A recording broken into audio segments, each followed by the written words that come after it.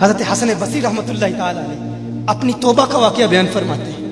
وہ فرماتے ہیں کہ میں امیر کبیر شخص تھا، بہت امیر تھا، اور بصرہ کی گلیوں میں غریبوں کی خدمت کیا کرتا تھا۔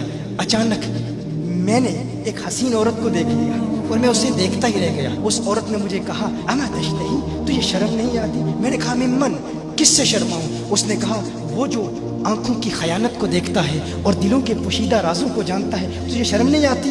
تجھے حیا نہیں آتی؟ کہا اس کا جملہ تو بہت بڑا تھا۔ حسن بصری اپنی توبہ کا واقعہ بیان فرما رہے ہیں، فرمایا اس کا جملہ تو بہت بڑا تھا، لیکن وہ اتنی حسین تھی، ایسی خوبصورت تھی، میں پھر بھی مسلسل اسے دیکھتا رہا اور دیکھتا ہی رہ گیا۔ اور پھر آخر اس نے کہا کیوں بار بار مجھے دیکھتا ہے؟ میں نے اس عورت کو کہا کہ تیری آنکھیں اتنی خوبصورت ہیں کہ تیری جھیل جیسی آنکھوں میں ڈوبنے کا جی چاہتا ہے۔ اس عورت نے کہا اچھا تو ایسی بات کرتا ہے، تو یہاں انتظار کر۔ وہ عورت اپنے گھر میں چلی جاتی ہے۔ تھوڑی دیر کے بعد کہا میں انتظار کر رہا تھا، تھوڑی دیر کے بعد اس کی خادمہ آتی ہے، اس کے ہاتھ میں ایک تشت ہے اور اس تشت کے اندر اس پر ایک کپڑا ہے۔ کہا میں نے کپڑا اٹھایا تو اس میں اس کی 2 آنکھیں تھیں۔ اس نے اپنی 2 آنکھیں نکال کے اپنی خادمہ کو دے دی کہ اس کی وجہ سے اس کا دل دین سے دور ہوا ہے، مجھے یہ آنکھیں نہیں چاہیے۔ کہا اس پر ایک کاغذ تھا، کاغذ پر لکھا ہوا تھا مجھے ایسی آنکھوں کی ضرورت ہی نہیں جس سے ایک مرد فتنے میں مبتلا ہو جائے۔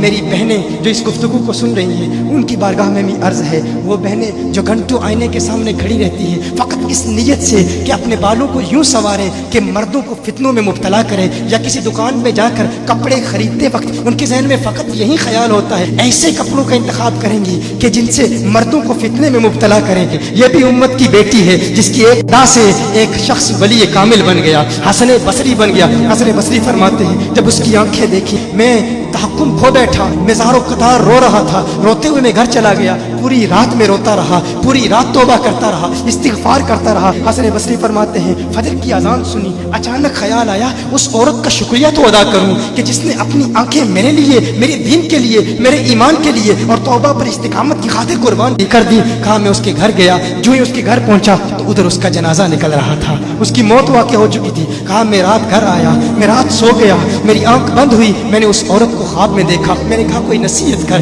اس عورت نے کہا کہ جب تنہائی میں ہو اللہ کا ذکر کرتے رہو، اور جب صبح کرو تو استغفار کرو، شام کے وقت استغفار پڑھو۔ کہا میں نے اس وقت توبہ کر لی، ایک عورت میری توبہ کا سبب بنی، ایک عورت کی وجہ سے مجھے توبہ پر استقامت ملی۔ یہی حسن بصری پھر وہ واقعہ بھی آتا ہے، وہ دور بھی آتا ہے، ان کا ڈر کتنا ہے، ان کا تقوی کتنا ہے، پرہیزگاری کتنی ہے۔ یہی حسن بصری، ایک دن ایک شخص نے حسن بصری رضی اللہ تعالی عنہ سے کہا ہے حسن بصری کیا آپ جانتے ہیں کہ جہنم سے جو شخص سب سے آخر میں جہنم سے نکالا جائے گا اور پھر یا حنانو یا منانو پڑھتا ہوا جہنم سے باہر نکلے گا؟ حسن بصری فرماتے ہیں کاش میں وہ شخص ہوتا، کاش میں وہ شخص ہوتا۔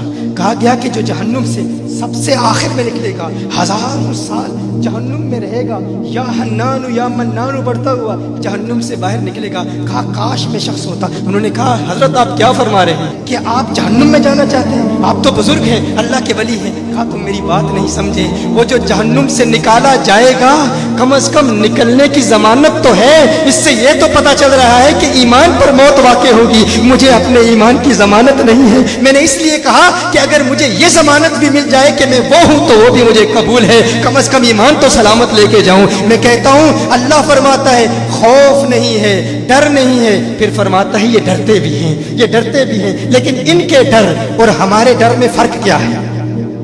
ان کے ڈر اور ہمارے ڈر میں فرق کیا ہے؟ وہ ایک سے ڈرتے ہیں، کسی دوسرے سے نہیں ڈرتے۔ فرق کیا ہے؟ وہ ایک سے ڈرتے ہیں، ایک سے ڈرتے ہیں، کسی دوسرے سے نہیں ڈرتے۔ ہم اس ایک سے نہیں ڈرتے، اسی لیے ہر ایک سے ڈرتے۔ یہ فرق ہے، ہم اس ایک سے نہیں ڈرتے، اسی لیے ہر ایک سے ڈرتے ہیں۔